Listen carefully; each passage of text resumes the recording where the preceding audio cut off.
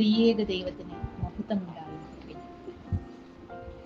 പൗരസ്ത്യ ക്രൈസ്തവ സഭകളിൽ ഏറ്റവും പ്രധാനപ്പെട്ടതായി ആചരിക്കപ്പെടുന്ന നോമ്പാണ് വലിയ നോമ്പ്.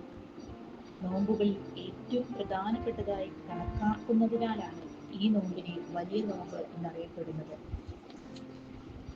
പ്രലോഭനങ്ങളെ പരാജയപ്പെടുത്തി സ്വജീവിതം പിതാവിന് സമർപ്പിച്ച ഈശോയെ പോലെ നമ്മുടെ ദുരാശകളെ ഉന്മൂലനം ചെയ്ത് തീഷ്ണത നിറഞ്ഞ പ്രാർത്ഥനയിലും ആത്മാർത്ഥതയുള്ള ഉപവാസത്തിലും ഔദാര്യപൂർവമായ ദാനധർമ്മ പ്രവൃത്തികളിലും ഈ കാലം ചെലവഴിക്കണമെന്ന് സഭ നമ്മെ അനുസ്മരിപ്പിക്കുന്നു. കാൽവറിയിലേക്ക് സഞ്ചരിക്കാനുള്ള ഊർജം നമുക്ക് ഈ വലിയ നോമ്പിൽ നിന്ന് കിട്ടണം. സ്വന്തം കുരിശെടുത്തുകൊണ്ട് ഇടറിയ കാലടിയോടെ രക്തമൊഴുകുന്ന ശരീരത്തിൽ വീഴുന്ന ചാട്ടവാറടി സഹിച്ച് സഹനത്തിന്റെ കാൽവറിയിലേക്ക് നടന്ന രക്ഷകന്റെ പാതകളെ പിന്തുടരാൻ കഴിയുന്നു. സഹനം മാത്രമല്ല കാൽവറിയിൽ കാണാൻ കഴിയുന്നത്, അവിടെ ക്ഷമയും കരുതലും പ്രത്യാശയും പാപപരിഹാരവുമെല്ലാം നമുക്ക് കാണാൻ കഴിയും. കാൽവറിയിലേക്കുള്ള യാത്ര എന്ന് പറയുന്നത് വളരെ വേദന നിറഞ്ഞതാണ്.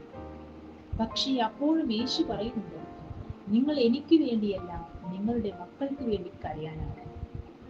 തന്നെ ദ്രോഹിച്ചവർക്ക് വേണ്ടി പിതാവിനോട് ക്ഷമ ചോദിക്കുന്ന ക്രിസ്തുവിനെ കാൽവറിയിൽ കാണാം. ഇന്ന് നീ എന്നോട് കൂടെ പരദീസയിലായിരിക്കുമെന്ന് ഞാൻ സത്യമായി നിന്നോട് പറയുന്നു എന്ന് പറഞ്ഞു കള്ളന് പ്രത്യാശ നൽകുന്നുണ്ട്.